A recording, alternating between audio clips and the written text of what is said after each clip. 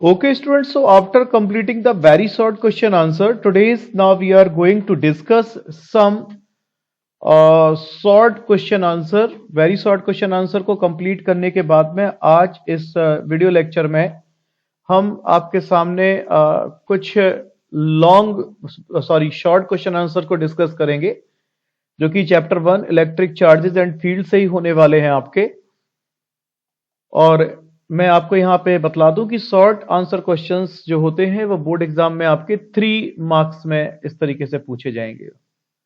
आपके सामने स्क्रीन पर पहला क्वेश्चन है जिसमें उन्होंने क्या रखा है, two charged conducting sphere of radii A and B are connected to each other by a wire, find the ratio of the electric field at their surfaces. बड़ा अच्छा क्वेश्चन है। यहाँ पे अगर आप ध्यान से देखें क्वेश्चन में इन्होंने क्या रखा है, टू चार्ज्ड स्फीयर्स, दो चार्ज स्फीयर हैं ए और बी। इनको जब हम लोग किसी वायर से कनेक्ट करते हैं तो हम लोगों को इलेक्ट्रिक फील्ड का रेशियो फाइंड करना है।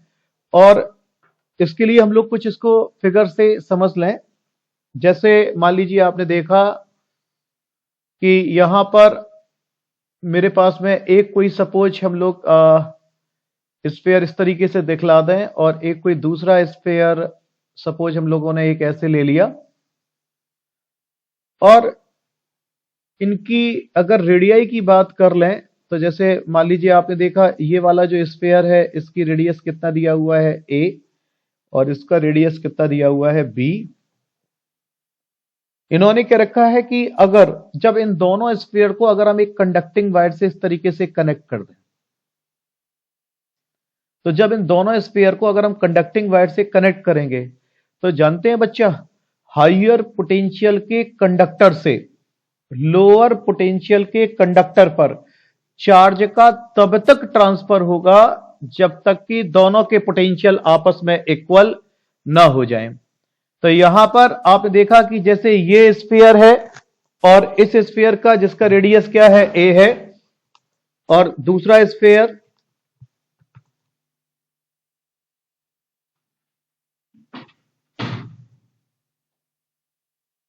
जिसका रेडियस आपने देखा क्या है बी है, इनको हमने एक मेटेलिक वायर से जोड़ा। मैं अपनी बात फिर से कंप्लीट करता हूं। Then the charge is transfer from higher potential conductor to the lower potential conductor till their potential becomes equal. ये आपको इलेक्ट्रिक पोटेंशियल चैप्टर में पढ़ने को मिलेगा। तो आपको एक चीज यहां पे बहुत अच्छे से समझ में आनी चाहिए कि कंडक्टिंग वायर से जोड़ने पर जब दोनों के पोटेंशियल आपस में इक्वल हो जाएंगे V1 is equal to V2। और अभी तक यहां पर आपने इलेक्ट्रिक पोटेंशियल का फॉर्मूला नहीं पढ़ा due to a point charge. मैं आपको बतला दूं, ये होता है 1/4πε0 Q/R। तो अगर हम इस स्फीयर के लिए बात कर लें ए के लिए तो वो कितना हो जाएगा मेरे पास 1/4πε0 Q/A। और इधर अगर हम लोग देखें तो ये कितना हो जाएगा 1/4π, ये कोई स्फीयर ए है और इस पर QB और अपॉन नीचे मेरे पास में कितना हो जाएगा B। ये से कैंसिल होगा तो आपको एक चीज देखने को मिलेगी QA/QB इज इक्वल टू, यहां पर मेरे पास रेशियो आया A/B।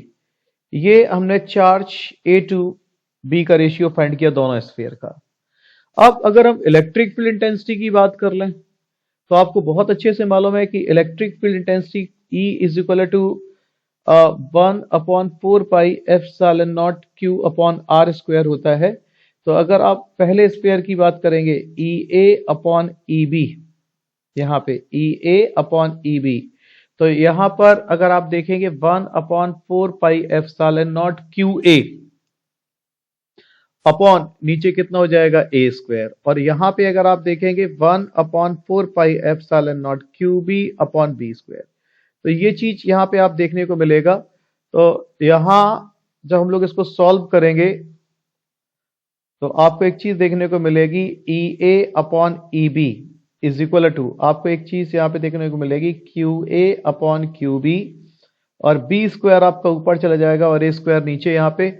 और यहां से अगर हम QA/QB की वैल्यू पुट कर दें जो कि मेरे पास में है A/B into V square upon A square. तो ए से ए कैंसिल होगा और बी से बी कैंसिल होगा। तो इस तरीके से आप देखेंगे कि इलेक्ट्रिक फील्ड इंटेंसिटी का जो रेशियो आया स्क्वायर ए टू बी के साथ में, that is V upon A. Okay बच्चों, तो इस तरीके से हम लोगों ने इसको कंप्लीट किया।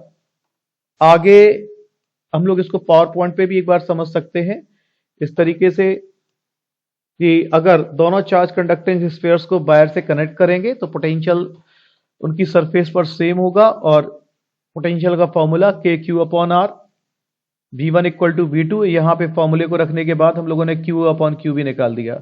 और electric field intensity due two point charge जब रेशियो निकालेंगे तो इस तरीके से आप देखेंगे।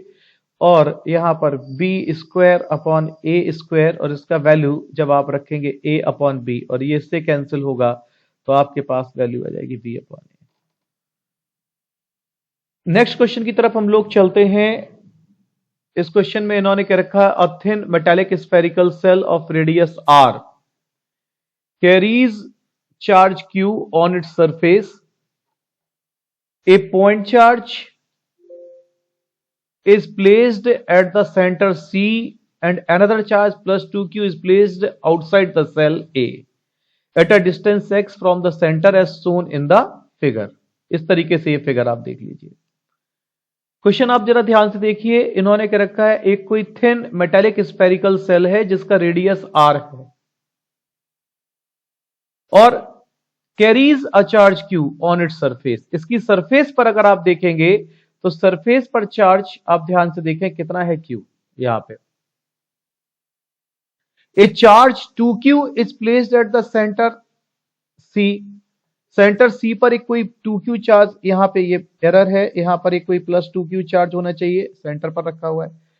Is placed outside the shell, a point charge Q is placed at the centre C and another charge plus 2q is placed outside the cell A। एक मेरे पास में दूसरा चार्ज है जो कहां पर रखा हुआ है, सेल A पर रखा हुआ है। ये यहां पर अगर देखें ये Q/2 ही होगा बच्चों, यहां पे फिगर में यहां पे मिस्टेक है। A point charge is placed at the centre C, a point charge is placed at the centre C। एक कोई पॉइंट चार्ज ये Q/2 सेंटर C पे रखा हुआ है and another charge 2q is placed outside the shell A। Shell A पर यहां पर पॉइंट A पर एक कोई 2q चार्ज रखा हुआ है जो कि x डिस्टेंस पर है सेंटर से as shown. Find the electric flux through the shell. इस सेल से निकलने वाला इलेक्ट्रिक फ्लक्स बतलाना है कि कितना होगा। देखिए बच्चों, आपको बहुत अच्छे से मैं यहां पे क्लियर कर दूं कि जैसे अगर ये प्लस का Q/2 है तो आप सामने देखेंगे यहां पर कितना चार्ज होगा, माइनस Q/2 हो जाएगा यहां पे। और जब माइनस Q/2 हो जाएगा तो जो नेट चार्ज होगा वो क्या हो जाएगा, आपके पास में सेल के द्वारा जो नेट इनक्लोज चार्ज होगा वो 0 होगा। और वैसे ही मैंने आपको बताया कि स्फेरिकल सेल है तो उसके अंदर जब ये चार्ज 0 है तो गॉस लॉ अगर हम अप्लाई करते हैं जो कि कितना होता है, phi E is equal to 1/ε0 into Q, तो इससे निकलने वाला जो इलेक्ट्रिक फ्लक्स होगा उसकी वैल्यू कितनी हो जाएगी, 0। सेकेंड पार्ट जैसे इस क्वेश्चन का इन्होंने क्या रखा था, स्टेट द लॉ यूज्ड। हम लोग कौन सा लॉ यूज करते हैं, तो आपको पता है हम लोग गॉस लॉ यूज कर रहे हैं। और गॉस लॉ क्या कहता है कि electric flux passing through a closed surface is 1/ε0 times the net charge enclosed by the surface। किसी सरफेस से निकलने वाला इलेक्ट्रिक फ्लक्स उसमें इनक्लोज्ड चार्ज का 1/ε0 टाइम्स होता है। तो जैसे यहां पे आप देख रहे हैं कि ये मेरे पास में 1/ε0 टाइम्स है। मैथमेटिकली हम लोग इसको देखना चाहें तो मैथमेटिकली इस तरीके से हम लोग देख सकते हैं। तीसरे पार्ट में इन्होंने क्या रखा, find the force on the charges at the centre C of the cell at A. हम लोगों को यहाँ पे फोर्स निकालना है तो आपको बहुत अच्छे से पता है कि इलेक्ट्रिक फील्ड या net charge inside the spherical conducting shell क्या होती है, 0। और जब किसी सेल के अंदर इलेक्ट्रिक फील्ड इंटेंसिटी की वैल्यू 0 है तो F इक्वल टू हम सभी लोग जानते हैं क्या होता है, QE। तो यहां पर इस कंडीशन में आपको देखने को मिलेगा कि नेट फोर्स अगर फाइंड करना है तो F A equal to 1/4 pi epsilon naught Q1, Q1 की जगह क्या रखोगे 2Q, Q2 सेल का Q plus Q/2 upon x square. तो ये चीज आपको देखने को मिलेगी 1/4 pi epsilon not 3Q upon x square. Okay students, तो इस तरीके से हम लोगों ने इस क्वेश्चन को कंप्लीट किया। नेक्स्ट क्वेश्चन की तरफ हम लोग चलते हैं। इस क्वेश्चन में इन्होंने क्या रखा है, the distance of a far point of an equilateral plane of an electric dipole half, how will the electric field be affect for the dipole?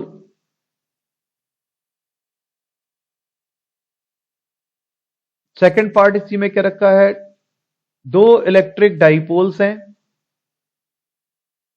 Are placed along the diagonals of a square ABCD। इस तरीके से एक diagonal square है ABCD जिस पर रखे हुए हैं। साइड √2 है metre as shown in the figure. Obtain the magnitude and direction of the net electric field at the centre O।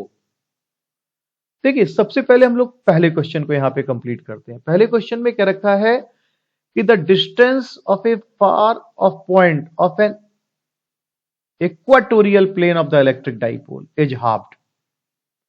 आप सबको पता होना चाहिए कि इक्वाटोरियल कंडीशन में जो इलेक्ट्रिक फील्ड का एक्सप्रेशन होता है किसी डाइपोल का, वो आपको मालूम है E इक्वा इज इक्वल टू, आपको मालूम है 1/4 pi epsilon naught P upon RQ।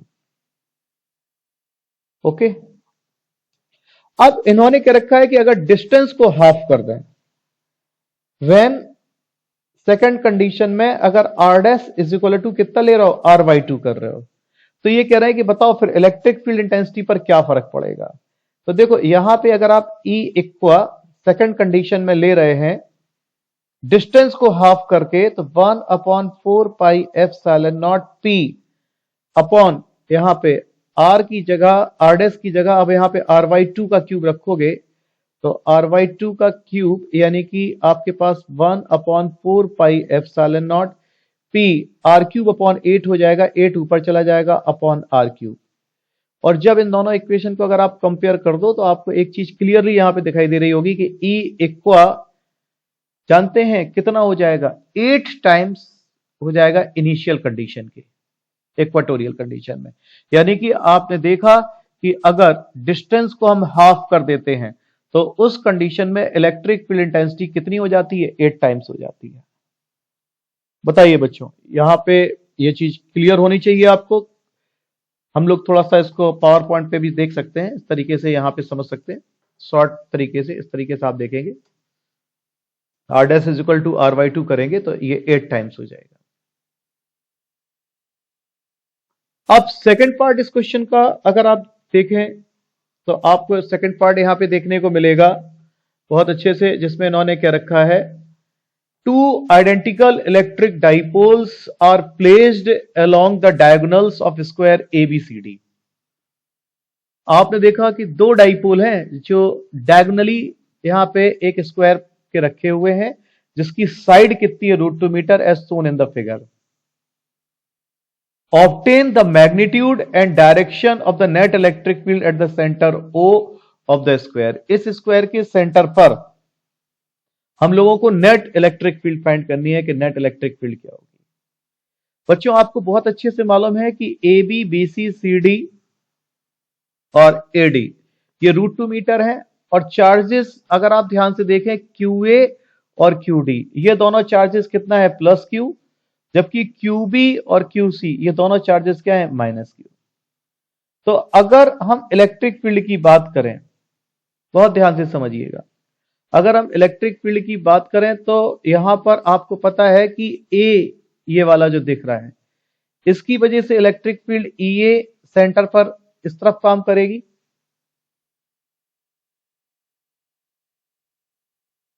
और यहां आप जरा ध्यान से देखें, इसकी वजह से ये A की वजह से अगर आप इलेक्ट्रिक फील्ड देखेंगे EA इस तरफ काम करेगी due to the positive charge. और ईसी अगर आप ध्यान से देखें, इस सी माइनस क्यू चार्ज की वजह से पॉइंट ओ पर इलेक्ट्रिक फील्ड अगर आप देखेंगे तो ईसी का भी डायरेक्शन कहां होगा, इस तरफ होगा। जबकि अगर आप ध्यान से देख लें इसी चीज को कि डी चार्ज की वजह से अगर हम लोग देखेंगे, डी चार्ज की वजह से डी पे जो प्लस क्यू है तो इसकी वजह से ईडी, ये आप देखेंगे ईडी यहां पे अवे काम करेगा। और जबकि जो बी पॉइंट पर मेरे पास लिखा हुआ है, यहां पर बी पॉइंट पर अगर आप देखेंगे ये माइनस क्यू चार्ज है, इस माइनस क्यू चार्ज की वजह से देखेंगे तो वो मेरे पास में ईबी इस तरीके से काम करेगा। तो आपने देखा चार्ज फील्ड आपको यहां पे देख रही होगी। ईए और ईसी ये दोनों फील्ड सेम डायरेक्शन में है, तो इनसे हम E1 कोई इस तरीके से फाइंड कर लेते हैं। यहां पे थोड़ा सा दिखला दें हम आपको, ये यहां पर अगर आप देखेंगे कि ये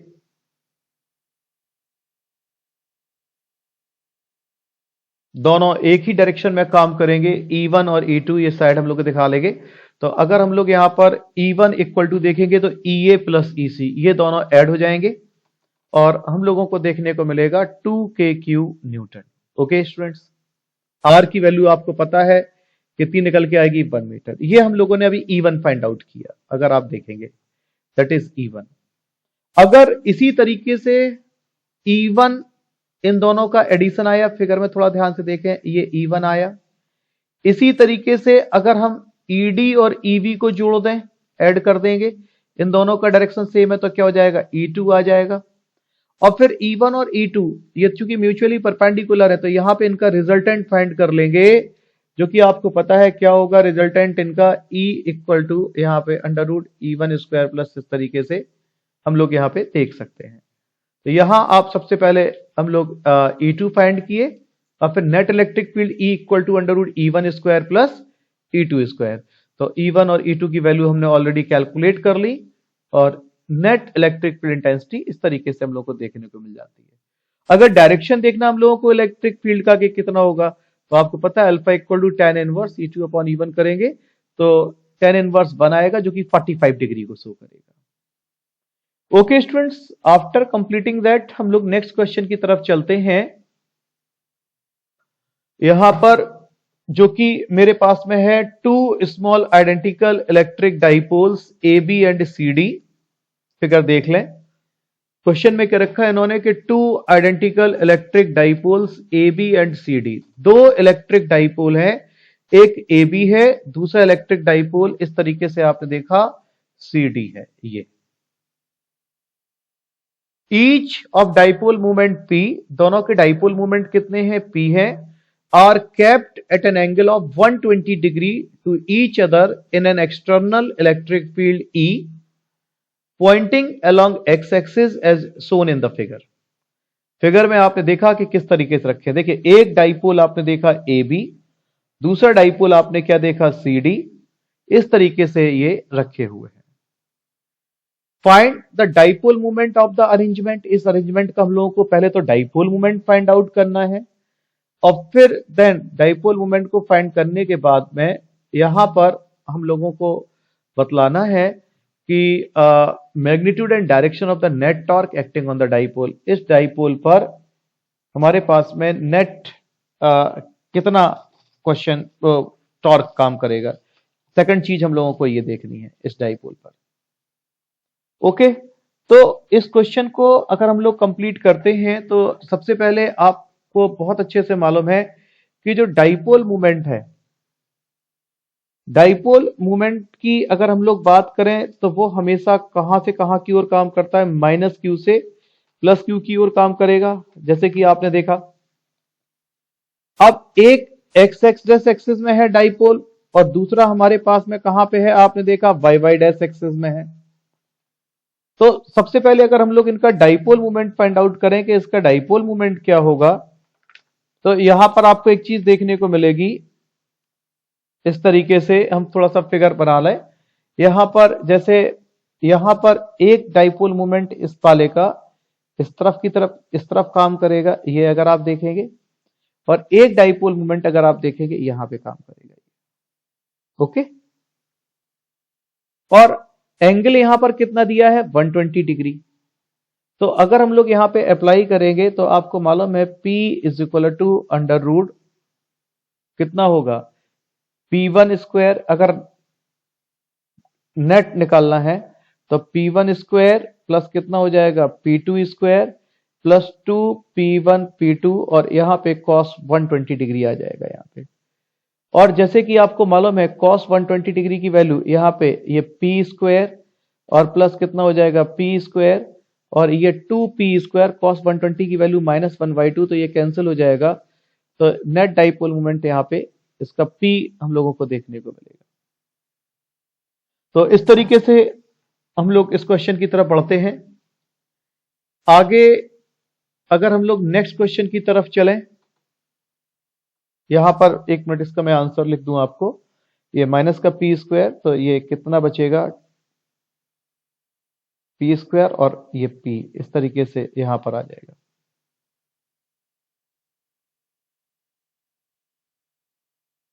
आगे नेक्स्ट क्वेश्चन की तरफ अगर हम लोग चलते हैं, जिसमें इन्होंने क्या रखा है, state the law in state Gauss law in electrostatic. आपको बहुत अच्छे से मालूम है state Gauss law in electrostatic में क्या कहते हैं हम लोग कि the electric flux passing through a close surface is 1/ε0 times the net charge enclose by that surface.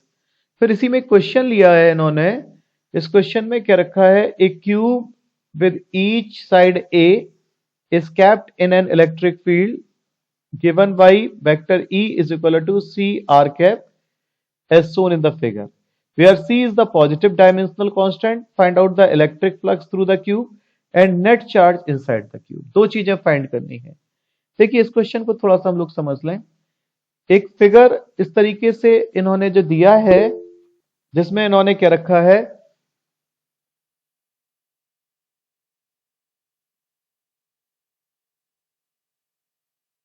ये एक्सिस हम लोग दिखला दें, एक्स एक्सिस, और ये यहां पर वाई और ये यहां पे कितना हो जाएगा जेड। और अगर एक कोई क्यूब हम लोग ले लेते हैं,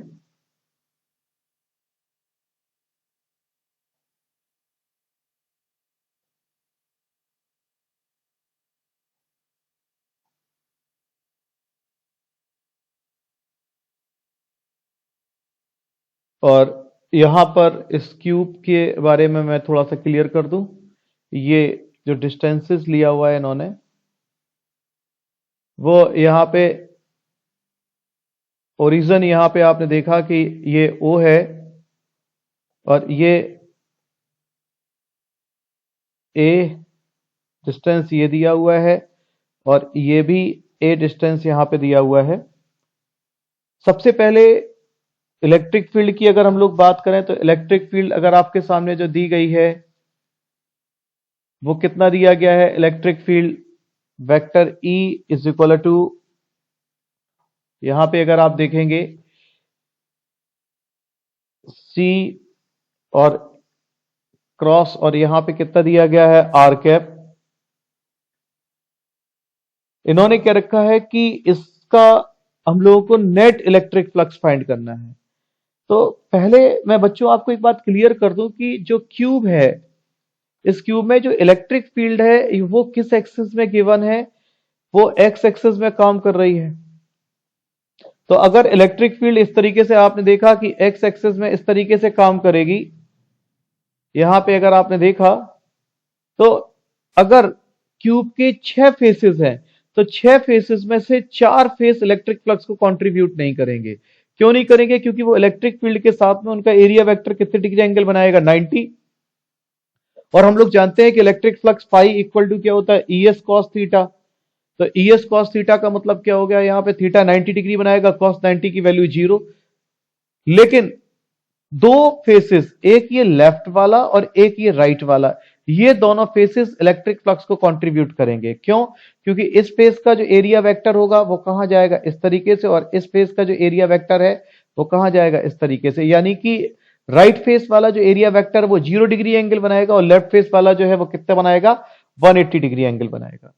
तो अगर हम लोग यहां पे इलेक्ट्रिक फ्लक्स की बात कर लें तो सबसे पहले अगर हम लोग राइट फेस जो मेरे पास में है, यहाँ पे उसके इलेक्ट्रिक फ्लक्स की बात करें कि राइट फेस इलेक्ट्रिक फ्लक्स कितना काम करेगा, तो फाई आर इक्वल टू यहाँ पे वेक्टर ई, और आपको मालूम है वेक्टर ds होता है।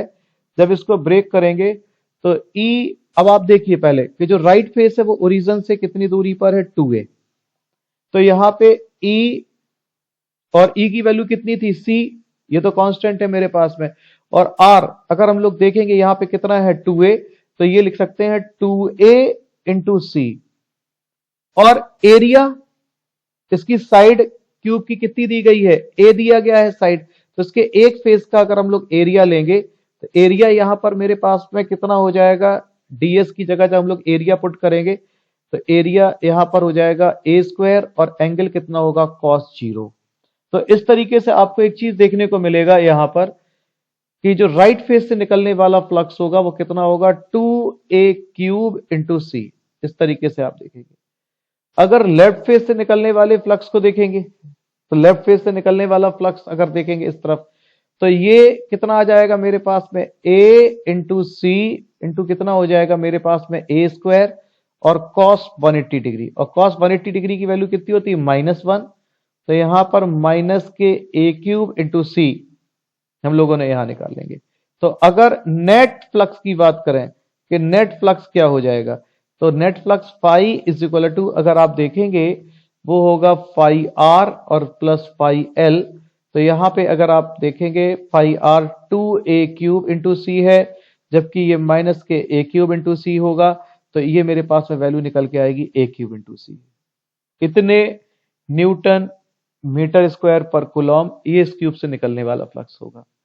सेकंड पार्ट में जैसे इन्होंने क्या रखा कि बतलाओ इसने अपने अंदर कितने चार्ज को इंक्लोज किया, तो हम लोग गॉस लॉ जानते ही हैं, phi E is equal to 1/एप्सिलॉन नॉट इंटू क्यू। तो Q is equal to phi E into epsilon naught. Net flux हम लोगों ने कितना निकाल दिया, तो a क्यूब इंटू सी और ये यहां पर इंटू एप्सिलॉन नॉट। इतने कूलम ये मेरे पास में चार्ज हो जाएगा।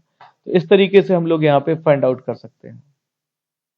कोई दिक्कत है तो हम लोग इसको पावर पॉइंट पे भी एक बार समझ लेते हैं। यहां पर अगर आप देखेंगे पावर पॉइंट पे इस तरीके से, तो किस तरीके से गॉस लॉ हम लोगों ने एक्सप्लेन किया, फिर मैथमेटिकली गॉस लॉ को किस तरीके से हम लोग देखते हैं। यहां पे जैसे कि मैंने बताया इसके केवल 2 फेसेस इलेक्ट्रिक फ्लक्स को कंट्रीब्यूट करेंगे, लेफ्ट फेस और राइट फेस, और नेट फ्लक्स हम लोगों ने निकाल लिया और चार्ज इस तरीके से फाइंड कर। ओके स्टूडेंट्स, आगे नेक्स्ट क्वेश्चंस के लिए अगले वीडियो में हम लोग डिस्कस करेंगे। बाकी यही